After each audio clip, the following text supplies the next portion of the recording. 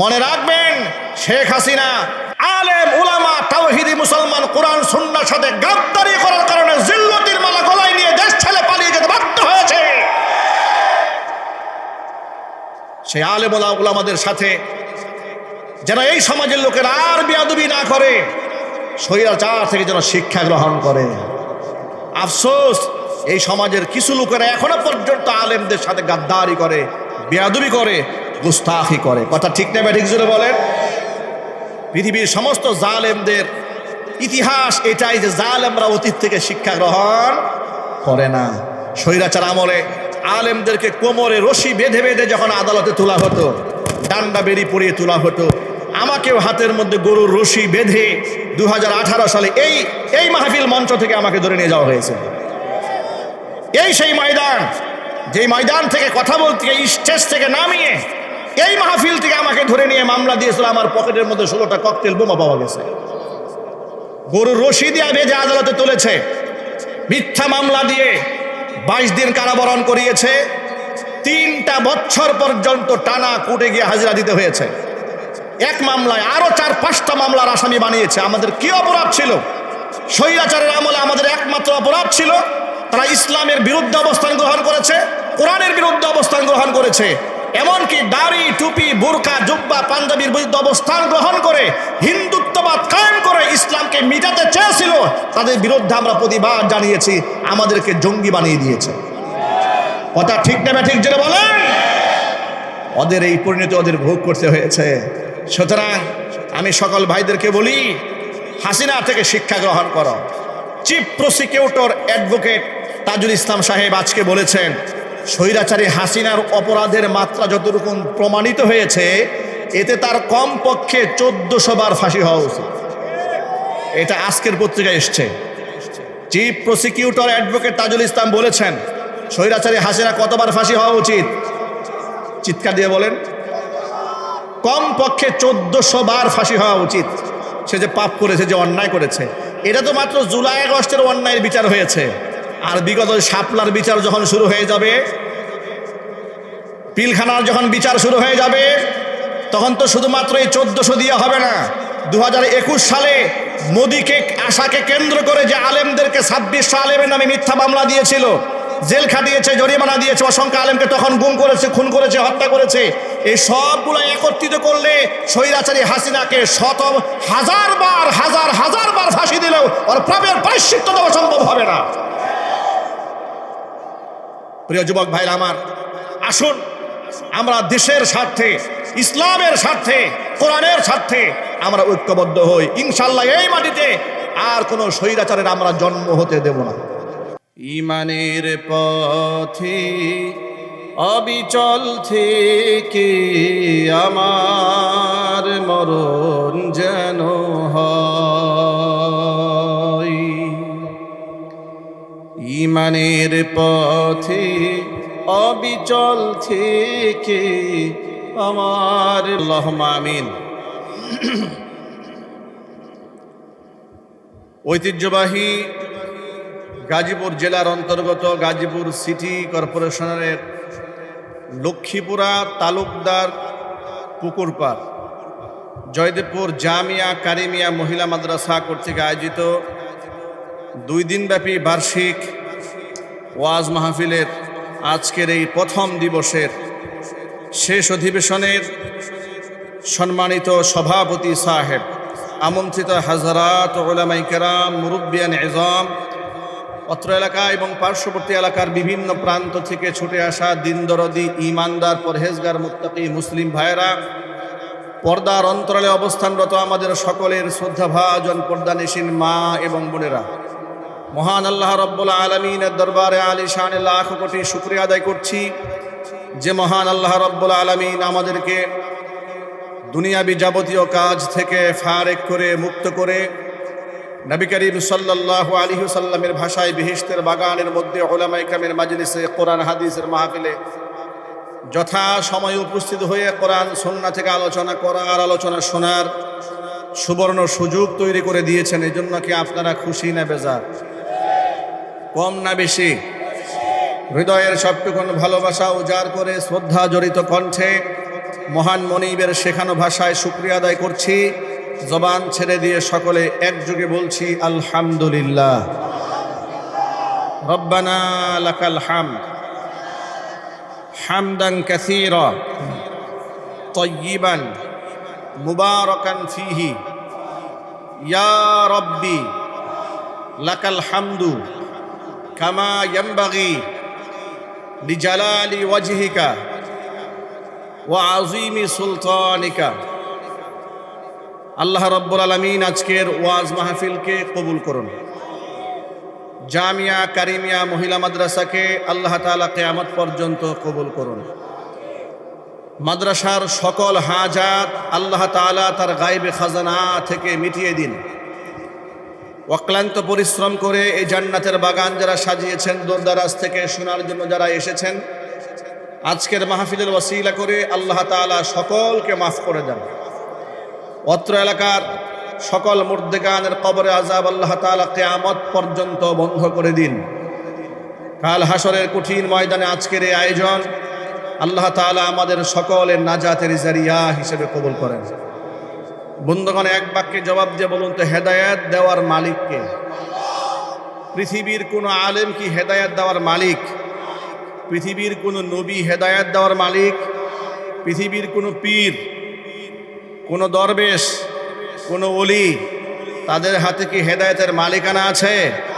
হেদায়েতের মালিকানা কার কাছে? আমরা আল্লাহর কাছে হেদায়েত ভিক্ষা চাচ্ছি। আল্লাহ পাক যেন আমাদেরকে হেদায়েত দান করেন এবং হেদায়েতের উপরে আল্লাহ পাক আমাদেরকে অবিচল থাকার তৌফিক দান করেন। দেখুন, মুসলমানের ঘরে জন্ম নিলেই ব্যক্তি মুসলমান হয় না। এই পৃথিবীতে অসংখ্য, একটু কমাই রাখেন, আওয়াজটা যেন না হয়। জি বাস বাস চল। মুসলমানের ঘরে জন্ম নিলেই ব্যক্তি মুসলমান হয় না। বিষের বোতলের উপরে যদি প্রলেপে মধু লেখা থাকে, তাহলে বোতলের বিষ মধু হয়ে যায় না, বিষ বেশি থেকে যায়। ঠিক কিনা জোরে বলেন? মুসলমানের ঘরে শুধু জন্ম নিয়েছে আর ওয়ারিশ সূত্রে মুসলমান, আর পরকালে নাজাত পাবো এই আশা করার কোনো সুযোগ নাই। নবী করিম সাল্লাল্লাহু আলাইহি ওয়াসাল্লাম বলেছেন, কুল্লু মাউলুদিন ইউলাদু আলা ফিতরাতিল ইসলাম। নবজাতক সমস্ত শিশুরাই তাওহীদের উপর জন্মগ্রহণ করে। সেটা ইহুদির ঘরেও যদি জন্ম হয়, তাও সে আল্লাহর বিশ্বাস নিয়েই পৃথিবীতে আসে। খ্রিস্টানের ঘরে জন্ম নিলেও সে আল্লাহর বিশ্বাস নিয়েই পৃথিবীতে আসে। নাস্তিকের ঘরে জন্ম নিলেও আল্লাহর বিশ্বাস নিয়ে দুনিয়াতে আসে, কিন্তু তার বাবা মা তাকে ইহুদি বানায়, তাকে মুশরিক বানায়, তাকে কাফের বানায়, মূর্তি পূজারী বানায়, অগ্নি পূজারী বানায়। অনুরূপভাবে মুসলমানের ঘরে জন্ম নেওয়া অসংখ্য মুসলমান সন্তানদেরকে তার বাবা মা ইহুদি বানাচ্ছে, খ্রিস্টান বানাচ্ছে। আপনি বলবেন, হুজুর আমরা তো ইহুদি খ্রিস্টান বানাই নাই।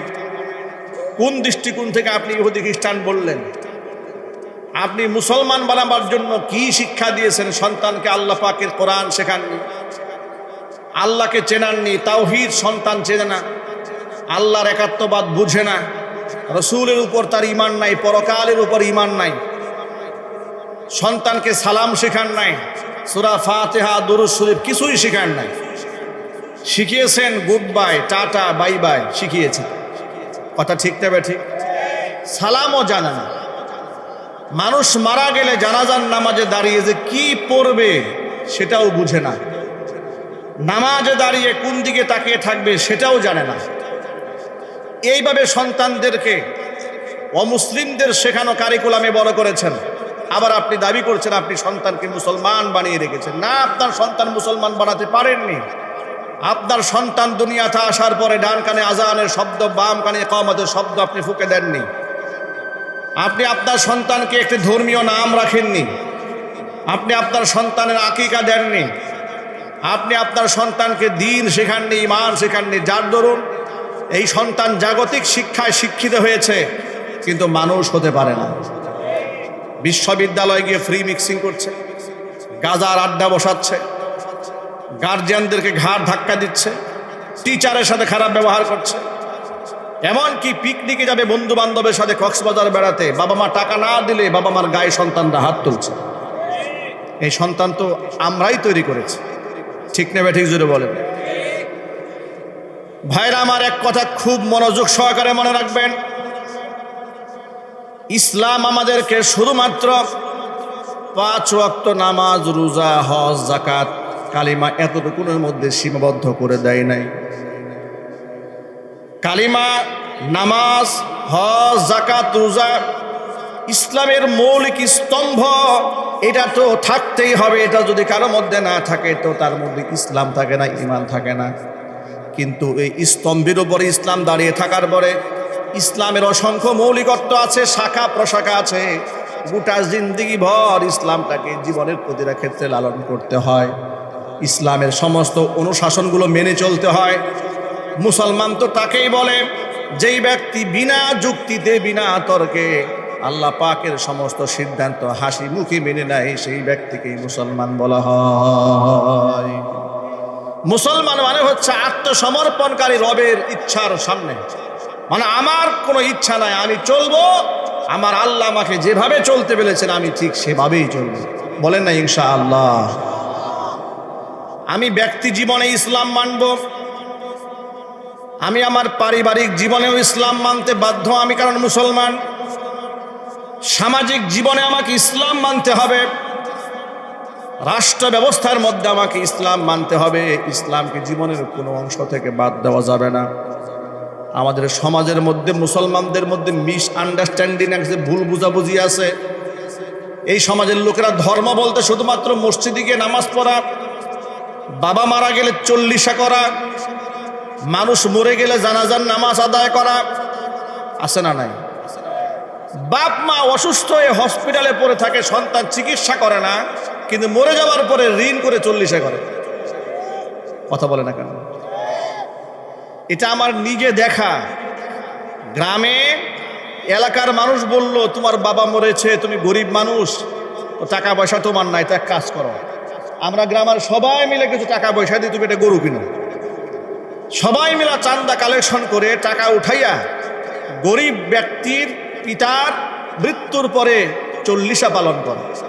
অথচ এই লোকটা যখন অসুস্থ ছিল, এলাকার লোকেরা চান্দা উঠায় তার চিকিৎসা করতে পারে না, মরার পরে চান্দা উঠিয়ে চল্লিশা করতে পেরেছে। আমরা আমাদের সমাজের মধ্যে ইসলামটাকে হাস্য এবং রসিকতার পাত্র বানিয়ে ছেড়ে দিয়েছে। কথা ঠিক কিনা জোরে বলেন? মূল ইসলামের আদর্শ থেকে আমরা অনেক অনেক দূরে সরে এসেছি। আমরা ইসলামের আদর্শ থেকে দূরে সরার কারণে আমাদের উপর জালেম শাসকরা চেপে বসে। ইসলামের আদর্শ থেকে দূরে সরার কারণে এই সমাজের মধ্যে ইহুদিদের প্রপাগান্ডা দেখা যায়, খ্রিস্টানদের আস্ফালন দেখা যায়, নাস্তিক বেঈমানদের আস্ফালন দেখা যায়। ইসলামের সাথে যদি আমাদের হৃদয়ের সম্পর্ক থাকতো, আমরা দাবি করি বাংলাদেশে 90 থেকে 92% মানুষ মুসলমান, এটা মুখে আমরা দাবি করি। যদি সেটা তাই হতো, আল্লাহর কসম, আল্লাহর কোরআনের সাথে বিয়াদবি করে এমন একটা মানুষ এর জন্ম এই বাংলাদেশে হতো না। যদি প্রকৃত অর্থে এই দেশে 90 থেকে 92% মুসলমান থাকতো। কারণ পৃথিবীতে যে ধর্মের লোক সংখ্যাগরিষ্ঠ থাকে, সেই ধর্ম সেই দেশে অপমানিত হয় না। কথা ঠিক নেবে ঠিক জোরে বলেন? সহজে উদাহরণ দিয়ে বলি, আমাদের পার্শ্ববর্তী দেশ ভারত, হিন্দুত্ববাদী রাষ্ট্র আছে সেখানে। আপনারা একটু জবাব দিয়ে বলবেন, সংখ্যালঘু মুসলমানেরা কোনোদিন ওই দেশে তাদের ধর্ম নিয়ে, হিন্দু ধর্মাবলম্বীদের ধর্ম নিয়ে কিংবা তাদের ধর্মীয় গ্রন্থ নিয়ে, তাদের মূর্তি নিয়ে তামাশা করেছে কিংবা মূর্তি ভেঙে ফেলেছে? এমন ঘটনা কি ভারতবর্ষে আছে? আরো জোরে বলেন। কারণ সেখানে সংখ্যাগরিষ্ঠতা হিন্দু। সেখানে আপনি বেদ নিয়ে, তাদের মহাভারত নিয়ে আপনি কোনো প্রকার কুৎসারণা করবে দূরের কথা, একটা মন্তব্য করতে আপনি সাহস পাবেন না। তার কারণ আপনি নিশ্চিত সেখানে তারা জানে ওর বিরুদ্ধাচরণ করা মানে হচ্ছে আমার কল্লাটা দিয়ে দেওয়া। আপনি ওই দেশের মুসলমানেরা সংখ্যাগরিষ্ঠ হিন্দুদের ধর্ম নিয়ে তামাশা করবে দূরের কথা, নিজের ধর্মই তো স্বাধীনভাবে পালন করার সুযোগ পায় না। কথা ঠিক নেবে ঠিক জুড়ে বলেন। অথচ একমাত্র দেশ বাংলাদেশ মুসলমানদের দেশ, এই মুসলমানদের দেশে অহরহ কোরআন অবমাননা হয়, নবীর অবমাননা হয়, রসুলকে গালবন্ধ করা হয়। এই দেশের ধর্মগুরু যারা ওলামায়ে কেরাম, তারা জেলখানায় বন্দী হয়, তারা ফাঁসির মঞ্চে যাওয়ার আসামি হয়। কথা ঠিক নেবে ঠিক জুড়ে বলেন। এটা পৃথিবীর ইতিহাসের এক নিকৃষ্ট উপমা বাংলাদেশ। আপনি যদি আমাদের পার্শ্ববর্তী দেশ মিয়ানমারের দিকে তাকান, বৌদ্ধরা সংখ্যাগরিষ্ঠ, সেখানে সংখ্যাগরিষ্ঠ বৌদ্ধদের দেশে বৌদ্ধ ধর্ম নিয়ে কোনো মুসলমান টু শব্দ করবে এই সাহস কোনো মুসলমানের আছে? একটু জোরে বলতে হবে। এবার আপনি আমেরিকার কথা বলেন, খ্রিস্টান রাষ্ট্র। এই আমেরিকার দিকে একটুখানি তাকান, ওই জায়গায় আপনি যীশু খ্রিস্টের বিরুদ্ধে কিছু একটা বলবেন, বাইবেলের বিরুদ্ধে আপনি কিছু একটা বলবেন, আপনার 14 গোষ্ঠীরও সাহস নাই যে আমেরিকার মাটিতে দাঁড়াইয়া যীশু খ্রিস্টের বিরুদ্ধে একটা আওয়াজ দিবে। ওরাই গোটা দুনিয়াতে আপনাকে বাক স্বাধীনতা শেখায়, ওরাই দুনিয়াতে আপনাকে মুক্তকামী মুক্তমনা হিসেবে গোটা দুনিয়ার মধ্যে আপনাকে ক্যাম্পেইন করে, কিন্তু ওদের দেশে আপনি ওদের ধর্মের বিরুদ্ধে কোনো কথা বলতে পারবেন না। পক্ষান্তরে আশ্চর্য দেশ, আশ্চর্য এক মুসলিম দেশ বাংলাদেশ, যেই দেশে রাষ্ট্রীয়ভাবে ইসলামকে বেইজ্জত করা হয়। কথা ঠিক না ব্যাটিক জুড়ে বলেন। যেই দেশে রাষ্ট্রীয়ভাবে ইসলামের বিরুদ্ধাচরণ করা হয়, যে দেশে রাষ্ট্রযন্ত্র সংখ্যাগরিষ্ঠ মুসলমানদের মাথার মুকুট ওলামাদেরকে লাঞ্ছিত এবং অপমানিত করা হয়। এর কারণ একটাই, ইসলাম যে আদর্শ আমাদেরকে দিয়েছে সে আদর্শ থেকে আমরা অনেক অনেক দূরে সরে এসেছি। মনে রাখবেন, ইসলাম ব্যক্তিকেন্দ্রিক আদর্শিক শুধুমাত্র ধর্মের নাম নয়, ইসলাম হচ্ছে গোটা বিশ্ব পরিমণ্ডলে তার আহকামকে বাস্তবায়ন করার মতো এক বিরাট আদর্শ। সুবহানাল্লাহ। জীবনের সকল ক্ষেত্রে আল্লাহর নবীর সিদ্ধান্তকে হাসি মুখে যে ব্যক্তি মানতে পারবে না, আল্লাহর কসম সে মুসলমান হবে না। সাফ কথা বলে দেই, জীবনের সকল ক্ষেত্রে যেই ব্যক্তি নবীজিকে আদর্শ মানবে না সেই ব্যক্তি মুসলমান থাকতে পারে না। নামাজের ক্ষেত্রে যেমন আল্লাহর নবী সাল্লাল্লাহু আলাইহি ওয়াসাল্লামকে আদর্শ মানবেন, রোজার ক্ষেত্রে যেমন আল্লাহর নবীকে আদর্শ মানবেন, হজ করার ক্ষেত্রে আল্লাহ রাসূল সাল্লাল্লাহু আলাইহি ওয়াসাল্লামকে যখন আপনি আদর্শ মানবেন, যাকাত দেওয়ার ক্ষেত্রে নবীজি সাল্লাল্লাহু আলাইহি ওয়াসাল্লামকে আদর্শ মানবেন, আপনি যখন রাষ্ট্রের চেয়ারে বসবেন, রাষ্ট্র পরিচালক হবেন, মুসলমানের সন্তান হয়ে থাকলে আল্লাহর হাবিব সাল্লাল্লাহু আলাইহি সাল্লামকে অবশ্যই আপনাকে আদর্শ মানতেই হবে। আপনি যদি আদর্শ মানতে না পারেন তাহলে আপনাকে মুসলমান বলার কোনো সুযোগ নাই। এটা আমার কথা নয়, আল্লাহ পাক কোরআন মাজিদের মধ্যে বলছেন, ফালা ওয়া রাব্বিকা লা ইউমিনুনা হাত্তা ইউহাক্কিমুকা ফীমা শাজারা বাইনাহুম। ও নবীজি, আপনার রব আমি আল্লাহ আমার জাতের কসম করে বলছি, তারা ততক্ষণ পর্যন্ত ইমানদার হতে পারবে না যতক্ষণ না পর্যন্ত তাদের মধ্যে অমীমাংসিত বিষয়ে, বিবাদকৃত বিষয়ে, ঝগড়াকৃত বিষয়ে আপনাকে চূড়ান্ত ফয়সালাকারী না মানবে। শুধু আপনাকে ফয়সালাকারী মানলেই হবে না, থুম্মা লা ইয়াজিদু ফি আনফুসিহিম হারাজাম মিম্মা কাদাইতা। আপনি যদি কোনো সিদ্ধান্ত দিয়ে দেন, আপনার সিদ্ধান্তের মধ্যে মনের মধ্যে কোনো ব্যথা ওর অন্তরে রাখতে পারবে না। ওয়ায়ুসাল্লিমু তাসলিমা। আপনাকে শুধুমাত্র সালিশ মানলেই হবে না, বিচারক মানলেই হবে না, আপনার সিদ্ধান্ত যে ব্যক্তি হাসি মুখে মানতে না পারবে, ও নবীজি আপনার রবের জাতের কসম আমি আল্লাহ নিজের সত্তার কসম করে বলি, ওই ব্যক্তি ইমানদার হতে পারবে না। আয়াতটি নাজিল হওয়ার একটা প্রেক্ষাপট আছে, এটাকে বলা হয় শানে নুজুল। শানে নুজুলটা হচ্ছে, প্রেক্ষাপট হচ্ছে, নবী করিম সাল্লাল্লাহু আলাইহি ওয়াসাল্লামের কাছে বিচার আসলো এক ইহুদি আর একজন মুসলমানের। নবী করিম সাল্লাল্লাহু আলাইহি ওয়াসাল্লাম বিচার করবেন, এখন উভয়ের বক্তব্য শুনলেন, মুসলমানের বক্তব্য শুনলেন, ইহুদির বক্তব্য শুনলেন। আপনারা এক বাক্যে জবাব দিয়ে বলবেন, আল্লাহর নবী বিচার করতে গিয়ে কি বেইনসাফ করার কোনো সুযোগ আছে? সবাই জবাবটা দেননি, একটু জোর আওয়াজে বলেন। নবীর বিচারে ভুল হওয়ার কোনো সম্ভাবনা আছে? স্বজন প্রীতি করার কোনো সুযোগ আছে? এই জন্য এই দুনিয়াতে যদি আপনি ইনসাফ কায়েম করতে চান, এই দেশে আদালত আছে, বিচার কার্য আছে, জুডিশিয়াল ল আছে, ম্যাজিস্ট্রেট ল আছে। এই সমস্ত ক্ষেত্রে যদি আপনি আদর্শ বিচার পেতে চান, ইনসাফ ভিত্তিক বিচার যদি পেতে চান, আল্লাহ নবী সাল্লাল্লাহু আলাইহি ওয়াসাল্লামের বিচার ব্যবস্থা, এই বিচার ব্যবস্থার মধ্যে কায়েম করতে হবে। আল্লাহর নবীর বিচার ব্যবস্থা ছাড়া রাষ্ট্রের মধ্যে ইনসাফ কায়েম করা সম্ভব নয়।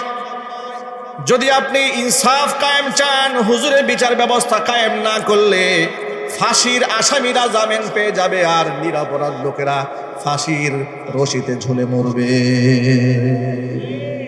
বাস্তবতা দেশের মধ্যে আছে না নাই?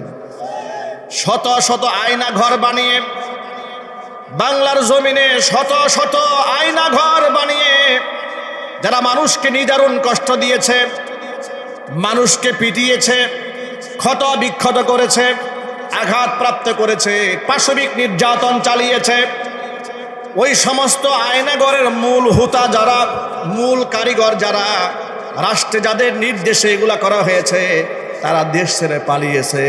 কিন্তু যে ডিজিএফআই এর মাধ্যমে কাজগুলা করা হয়েছে, যে র্যাবের অফিসারের মাধ্যমে কাজগুলা করা হয়েছে, সেই ডিজিএফআই এর কর্মকর্তা, সেনাবাহিনী, গোয়েন্দা সংস্থার সেই লোকেরা এখনো দেশের মধ্যে আছে। তাদের 20 থেকে 25 জনের বিরুদ্ধে ওয়ারেন্ট ইস্যু হয়ে গেছে, কিন্তু তাদেরকে এখনো পর্যন্ত আদালতে হাজির করা হচ্ছে না। আমি বড় আফসোসের সাথে বলি, বাংলাদেশের যদি দ্বিতীয় বৃহত্তর মুসলিম দেশ বাংলাদেশে জুলাই আগস্টের বিপ্লব সাধিত হওয়ার পরে অসংখ্য মুসলমানদের রক্তের বিনিময়ে আল্লাহ পাক একটা দেশ দিয়েছেন। জালেমদের বিচার এই মাটিতে হতেই হবে। এমপি হলেও বিচার হতে হবে, মন্ত্রী হলেও বিচার হতে হবে, প্রাইম মিনিস্টারের বিচার হতে হবে। সেই বাংলাদেশে যত বড় সেনা অফিসার হোক না কেন, র্যাবের অফিসার হোক না কেন, খুন গুম হত্যাকাণ্ডের সাথে যারা জড়িত, অবশ্যই তাদের বিচার এই মাটিতে হতেই হবে। কথা ঠিক না ঠিক জোরে বলে? আমরা শুনতে পাচ্ছি ওই সমস্ত ডিজিএফআই এর কর্মকর্তাদেরকে নাকি সাধারণ কয়েদিদের সাথে রাখা হবে না, ওনাদের প্রেস্টিজ ইস্যু হয়ে যাচ্ছে। কোথায় রাখতে হবে? তাদেরকে সেনানিবাসের মধ্যেই একটা বিল্ডিংয়ে তাদেরকে আটকায় রাখা হবে। আশ্চর্য ব্যাপার, গুম করেছে যারা, খুন করেছে যারা, তাদের সাথে এত প্রেম কিসের? খুনিদের কোনো পরিচয় নাই, খুনিরা খুনি, এটাই তার পরিচয়। কথা বলতে হবে, ঠিক কিনা বলে? সকল মুসলমানদের আওয়াজ তুলতে হবে। ইনসাফ ভিত্তিক বিচার ব্যবস্থা এই জমিনে যদি কায়েম না হয়, তাহলে এই রকম অপরাধীরা আরাম আয়েশে থাকবে। যদি ইনসাফ কায়েম করতে না পারেন, তাহলে নিরাপরাধ মানুষগুলাকে আয়না করে বন্দি রাখা হবে, তাদেরকে ডান্ডা বেরি পরানো হবে, ইলেকট্রিক শক, চেয়ারে বসে শক দেওয়া হবে। এসব যদি আমরা বন্ধ করতে চাই, আল্লাহর কসম করে বলি, এক জালেম যাবে, আরেক জালেম আসবে, পরিবর্তন হবে না। এই জন্য একমাত্র পরিবর্তন যদি আমরা করতে চাই, আল্লাহর কোরআনের রাজ কায়েমের বিকল্প কোনো রাস্তা না। কথা ঠিক না ঠিক জোরে বলে? কেন কায়েম করতে হবে শোনেন। নবী করিম সাল্লাল্লাহু আলাইহি ওয়াসাল্লামের বিচারটা একটু লক্ষ্য করেন। আল্লাহর হাবিব সাল্লাল্লাহু আলাইহি ওয়াসাল্লামের কাছে বিচার এলো ইহুদি আর মুসলমানের ব্যাপারে। নবীজি উভয়ের বক্তব্য শুনলেন, সাক্ষী প্রমাণ গ্রহণ করলেন। সব কিছু গ্রহণ করার পরে মুসলমানের পক্ষে রায়টা না দিয়ে ইহুদির পক্ষে রায় দিলেন। এবার আপনারা বলেন, নবীজি যে রায় দিয়েছেন তা কি ভুল হয়েছে? বেইনসাফ হয়েছে? জুলুম হয়েছে? না। আল্লাহর নবী এটা দেখেন নাই যে মুসলমান আমার দলের যেহেতু, আমার পক্ষের লোক যেহেতু, সুতরাং সে অপরাধ করুক আর না করুক, আমি তার পক্ষে রায়টা দিয়ে দিই, এরকম না। যে ইহুদি আমার বিরুদ্ধে, আমাদের ধর্মের বিরুদ্ধে, আমাদের শত্রু, অতএব তার পক্ষে গেলেও তার বিরুদ্ধেই রায় দিয়ে দিব, যেটা সাধারণত আমাদের বাংলাদেশের আদালতে বিগত বছরগুলোতে হয়েছে। কথা ঠিক কিনা যদি বলেন? শহীদ আল্লামা সাঈদী রাহিমাহুল্লাহ, তাকে ফাঁসির রায় যারা দিয়েছিল, একটু চিন্তা করেন, যেই সমস্ত আসামি, যে সমস্ত সাক্ষীর ভিত্তিতে তাদেরকে ফাঁসির রায় দেওয়া হয়েছে, সেই সাক্ষীরা এখন এসে বলতেছে যে আমাদেরকে সেফ হাউজে রেখে জোরপূর্বক সাক্ষী গ্রহণ করা হয়েছে। যদি আমরা সাক্ষী না দিতাম তাহলে আমাদেরকে মেরে ফেলতো। আমাদেরকে মৃত্যুর ভয় দেখিয়ে জোরপূর্বক সাক্ষী গ্রহণ করেছে। শত সাক্ষীর মধ্যেও সুখরঞ্জন বালি একজন অমুসলিম, একজন হিন্দু, একজন আলেমের বিরুদ্ধে সাক্ষী দেন নাই। এই অপরাধে গম করে আমাদের পার্শ্ববর্তী দেশ তথাকথিত বন্ধু রাষ্ট্র, যেরকম বন্ধু পৃথিবীতে কারো থাকলে তার শত্রুর আর কোনো দরকার নাই, কথা ঠিক কিনা জোরে বলেন, সেখানে তাকে পাঠায় দেওয়া হলো। এর মানে হচ্ছে এই দেশে যত মানুষ গুম হয়েছে, খুন হয়েছে, এই গুম খুনের সাথে শুধুমাত্র স্বৈরাচার হাসিনা একা জড়িত নয়, বরং এর সাথে ডিজিএফআই সদস্য যেমন জড়িত রয়েছে, তেমন জড়িত রয়েছে আমাদের পার্শ্ববর্তী ভারতের দাদা এবং বাবুরা। কথা বলতে হবে, ঠিক কিনা বলে? তারা এই দেশের মানুষকে গুম করার ক্ষেত্রে সহযোগিতা করেছে। প্রিয় যুবক ভাইয়েরা আমার, নবী করিম সাল্লাল্লাহু আলাইহি ওয়াসাল্লাম সবকিছু শোনার পর ইহুদির পক্ষে রায়টা দিয়ে দিলেন, মুসলমানের পক্ষে রায়টা দিলেন না। মুসলমান বেচারার কপাল খারাপ, নবীজির প্রতি তার রাগ হয়ে গেল, গুসা হয়ে গেল। সে দৌড়ে হযরতে আবু বকর সিদ্দিক রাদিয়াল্লাহু তাআলা আনহুর কাছে গিয়ে বলছে, আবু বকর, আপনি জ্ঞানী মানুষ, শিক্ষিত মানুষ, আপনার কাছে একটা বিচার নিয়ে এলাম। কিসের বিচার? জমি সংক্রান্ত একটা ব্যাপার।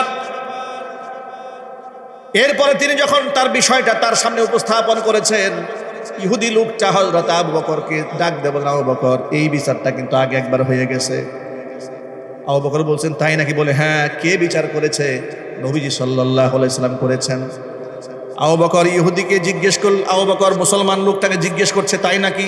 বিচারটা কি আগে হয়ে গেছে? বলে, হ্যাঁ হয়ে গেছে। কে করেছে? রাসূল করেছেন। তাই নাকি? বলে, হ্যাঁ। আল্লাহর নবী তোমার বিচার করেছে? বলে, হ্যাঁ করেছে। শুনেছে? হ্যাঁ শুনেছে। রায় দিয়ে দিয়েছে? রায় দিয়ে দিয়েছে। তো আল্লাহ রসুল রায় দিয়েছে, শুনিস তুমি সেই বিচার আমার কাছে নিয়ে আসলে যে?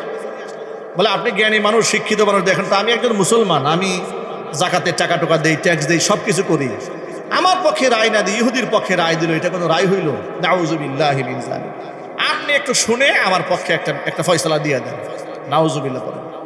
আবু বকর বললেন, যেখানে আল্লাহর নবী রায় দিয়ে দিয়েছেন, সিদ্ধান্ত দিয়ে ফেলেছেন, সেখানে তো আমার কথা বলার কোনো সুযোগ নাই। তুমি চলে যাও আমার কাছ থেকে। নবীজির রায়ের উপরে নতুন করে রায় দেওয়ার কোনো ক্ষমতা আমার নাই। সে বের হয়ে গেল এখান থেকে। আবু বকরের কাছ থেকে হতাশ হয়ে চলে গেছে হযরত উমর রাদিয়াল্লাহু তাআলা আনহুর বাড়িতে। ওমরে ফারুক রাদিয়াল্লাহু তাআলা আনহুর কাছে গিয়ে বিচার দিয়েছেন। ইহুদি কৌশলে হযরত উমরকে বলে দিয়েছে, উমর, বিচার কিন্তু এটা আগে একবার হয়েছে। কে বিচার করেছে?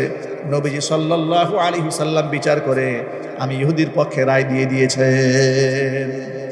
হযরত উমর রাদিয়াল্লাহু তাআলা আনহু ওই লোকটাকে, মুসলিম লোকটাকে প্রথমে ঠান্ডা মেজাজে বুঝিয়েছে, আল্লাহর নবী যে রায় দিয়েছেন তুমি সেই রায়টা হাসি মুখে মেনে নাও। তিনি বললেন যে, না নবী, আল্লাহ নবী যে রায় দিয়েছেন আপনি রায়টাকে একটু পুনর্বিবেচনা করে, মানে এটা রায় হয়ে গেছে, আপনার কাছে একটু আপিল করলাম, আপনি একটু দেখেন। হযরত উমর বলেন, দেখো, আল্লাহ রসুল যেখানে সিদ্ধান্ত দিয়ে ফেলেন, হুজুরের সিদ্ধান্তের উপরে তার কেউ সিদ্ধান্ত দিতে পারে না, তুমি চলে যাও। কিন্তু নাসর বান্দা সেই লোকটা বলে, না না, আপনি একটাবার একটু শুনেন বিষয়টা, শুনে আপনি একটা ফয়সালা দেন। তিনবার সতর্ক করার পরেও যখন সে আবার ইসরার করেছে, তখন হযরত উমর রাদিয়াল্লাহু তাআলা আনহু বলছেন, আচ্ছা আমার রায় দরকার? বলে, হ্যাঁ আপনার রায়টা খুব দরকার।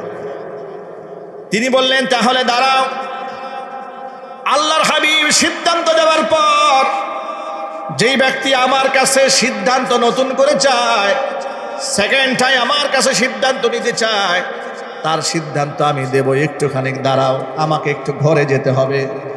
ঘরের মধ্যে ঢুকলেন, তলোয়ার নিয়ে এলেন, সামনে দাঁড়িয়ে বললেন, আল্লাহর হাবিব সাল্লাল্লাহু আলাইহি ওয়াসাল্লাম সিদ্ধান্ত দেওয়ার পরে ওই সিদ্ধান্ত হাসি মুখে মেনে না নিয়ে আমার কাছে যেই ব্যক্তি সেকেন্ড সিদ্ধান্ত চায়, রায়ের পুনর্বিবেচনা যেই ব্যক্তি চায়, ওর সিদ্ধান্ত, ওর মতামত আমি জবান দিয়ে দেই না, তলোয়ার দিয়ে দেই। এই কথা বলে আল্লাহু আকবার বলে এক আঘাত করেছে, দেহ থেকে কল্লাটা বিচ্ছিন্ন করে ফেলে দিয়েছে। চতুর্দিক থেকে মুনাফিকরা আওয়াজ তুলল, এই মুসলমানরা আগে অমুসলিমদেরকে মারত, ইহুদিদেরকে মারত, মুশরিকদের মারত, খ্রিস্টানদের মারত, আর মুসলমানরা ইদানিং নিজেরা হত্যা করা শুরু করেছে। এক মুসলমান আরেক মুসলমানকে হত্যা শুরু করে দিয়েছে। এবার আল্লাহ তাআলা এই প্রেক্ষিতে কোরআন মাজিদ আয়াতটা নাযিল করে দিলেন। ও আমার হাবিব শোনেন, হযরত উমর রাদিয়াল্লাহু তাআলা আনহু যাকে মেরেছে, যাকে হত্যা করেছে, সে বাহ্যিকভাবে মুসলমান হলেও আসলে সে ইমানদার নয়, সে ছিল মুনাফিক। হযরত উমর কোনো মুসলমান হত্যা করে নাই, সে মুনাফিককে হত্যা করেছে। যখন সুবহানাল্লাহ।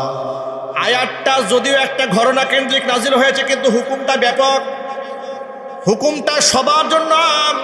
আল্লাহ নবী সাল্লাল্লাহু আলাইহি ওয়াসাল্লামের যত আদেশ আছে, সকল আদেশ পৃথিবীর সকল মুসলমানরা মানতে বাধ্য।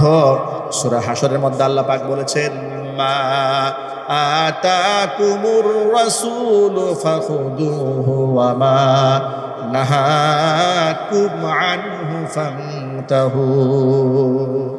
আমার রাসূল তোমাদের মাঝে যা নিয়ে এসেছেন তা তোমরা আঁকড়ে ধরো। ওয়া মা নাহাকুম আনহু ফান্তাহু, আমার নবী তোমাদেরকে যা থেকে নিষেধ করেছেন তার থেকে তোমরা বিরত থাকো। এটা আমরা ব্যক্তি জীবনে যতটুকুন পালন করতে পেরেছি, সামাজিকভাবে যতটুকুন পালন করতে পেরেছি, রাষ্ট্রীয় বিধিনিষেধের কারণে ইসলামের অনেক আহকাম আমরা হাসি মুখে বাংলার জমিনে মানতে পারি না। ঠিক না ব্যাটিক জুড়ে বলেন? ঈমান আনার পরে সবচেয়ে গুরুত্বপূর্ণ ইবাদতের নাম হচ্ছে নামাজ। নবী করিম সাল্লাল্লাহু আলাইহি সাল্লাম বলেছেন, বুনিয়াল ইসলামু আলা খামসিন, ইসলামের স্তম্ভ পাঁচটি। শাহাদাতি আল্লা ইলাহা ইল্লাল্লাহ ওয়া আন্না মুহাম্মাদার রাসূলুল্লাহ ওয়া ইকামিস সালাহ ওয়া ইতাইজ যাকাত ওয়া হজ্জিল বাইতি ওয়া সাওমি রমাদান আও কামা ক্বালা আলাইহিস সালাতু ওয়াস সালাম।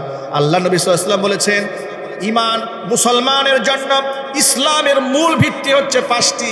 এক নাম্বার হচ্ছে কথার সাক্ষ্য প্রদান করা যে আল্লাহ ছাড়া কোনো মাবুদ নাই। আপনার এক বাক্যে জবাব দিয়ে বলেন, আল্লাহ ছাড়া কোনো মাবুদ আছে? আরো জোরে বলেন, আল্লাহ ছাড়া কোনো উপাস্য আছে? মূর্তি কোনো উপাস্য হতে পারে? আরো জোরে বলেন, গাছ উপাস্য হতে পারে, দরগা উপাস্য হতে পারে, পীর উপাস্য হতে পারে, কবর উপাস্য হতে পারে। উপাস্য হতে হবে একমাত্র কার? আমাদের একমাত্র উপাস্য কে? আল্লাহ ছাড়া আর কোনো উপাস্য নাই, কোনো মাবুদ নাই। এই কথাটা মনে রাখবেন। আল্লাহ ছাড়া কোনো মাবুদ নাই। লা ইলাহা ইল্লাল্লাহ ওয়া আন্না মুহাম্মাদার রাসূলুল্লাহ। আবার সাথে সাথে কথা বিশ্বাস করতে হবে, শুধু আল্লাহর উপর বিশ্বাস থাকলেই চলবে না। আল্লাহ তাওহীদের বিশ্বাস সাথে সাথে আল্লাহ রাসূলের রিসালাতটাকেও বিশ্বাস করতে হবে। আল্লাহকে মানার সাথে সাথে মুহাম্মদ সাল্লাল্লাহু আলাইহি সাল্লামকে রাসূল হিসেবে মানতে হবে। কারণ এই পৃথিবীর অসংখ্য মুশরিকেরা তারা আল্লাহর সাথে শরীক করলেও কিন্তু আল্লাহকে তারা স্বীকার করে। ঠিক কিনা বলেন? আল্লাহকে স্বীকার করে না, ভিন্ন ভাষায় বলে। আমরা বলি আল্লাহ, ওরা বলে উপরওয়ালা। কি বলে? উপরওয়ালা বলে, মানে স্রষ্টা একজন কি বিশ্বাস করে। ঠিক না ভাই? আপনাদেরকে একটা তথ্য জানাই রাখি, আপনারা হয়তো মনে করেন যে হিন্দুরা মনে হয় আল্লাহকে বিশ্বাস করে না, করে। খ্রিস্টানেরা আল্লাহকে বিশ্বাস করে, ইহুদিরা আল্লাহকে বিশ্বাস করে, মানে স্রষ্টাই বিশ্বাস। কিন্তু তাদের বিশ্বাসের মধ্যে শিরক আছে। কি আছে জুড়ে বলেন? শিরক আছে। খ্রিস্টানরা যেমন আল্লাহর বিশ্বাসের সাথে কিভাবে শরীক করে, তারা বলে ঈসা আলাইহিস সালাম আল্লাহর ছেলে, হযরত মারিয়াম আল্লাহর স্ত্রী। এই তৃত্ববাদে তারা বিশ্বাসী, যে তারা তিন স্রষ্টায় বিশ্বাসী। চিৎকার দেখুন নাউজুবিল্লাহ। এটা হচ্ছে খ্রিস্টানদের শিরক। ইহুদি যারা আছে ওরাও শিরক করে।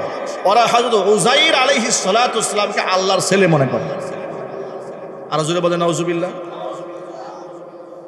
অনুরূপভাবে গোটা দুনিয়ার মধ্যে যত মুশরিক আছে, সমস্ত মুশরিকেরা আল্লাহকে বিশ্বাস করে, স্রষ্টাকেও বিশ্বাস করে, কিন্তু সহযোগী হিসেবে দেবদেবীগুলাকে শ্রদ্ধা করে, বিশ্বাস করে, মনে করে এই দেবদেবী আল্লাহ পাওয়ার মাধ্যম। জোরে জোরে বলেন নাউজুবিল্লাহ।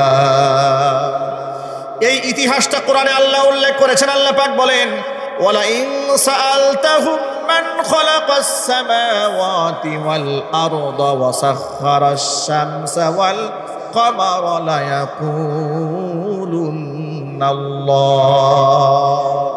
ও নবীজি, আপনি সমস্ত মুশরিকদেরকে জিজ্ঞেস করুন, মান খালাকাস সামাওয়াতি ওয়াল আরদা ওয়া সাখখারাশ শামসা ওয়াল কমার, আসমান জমিন কে সৃষ্টি করেছেন? এক বাক্যে বলেন আপনারা। ওয়াসাখখারা শামসা ওয়াল কামারা, চন্দ্র এবং সূর্যকে আপন কক্ষপথে পরিচালনা করছেন কে? জোর আওয়াজে বলেন।